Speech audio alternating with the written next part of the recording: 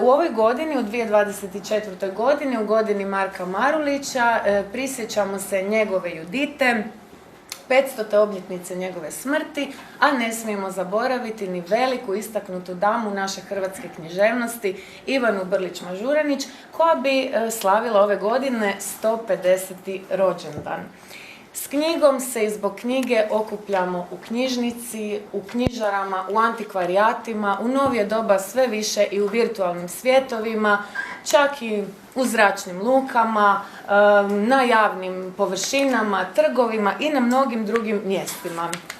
To nije ništa neobično, knjiga sve više zauzima i virtualni prostor i digitalni prostor, a ove godine smo se okupili u srednjoškolskoj knjižnici upravo s jednim ciljem veoma vrijednim i važnim, a to je predstavljanje naših zavičajnih autora, ali i naših učenika koji jedva čekaju danas da vam kazuju, interpretiraju svoje autorske pjesme i neke koje nisu njihove autorske imat ćemo priliku čuti ne samo na našem materinjem jeziku hrvatskom, nego i na nekim drugim stranim jezicima. U noći knjige 2024. zanima nas kako se mi kao moderni čitatelji nosimo s vremenima koja su oko nas, kako se branimo od pseudočinjenice lažnih vijesti, te možemo li na neki način povezati književnost i znanost.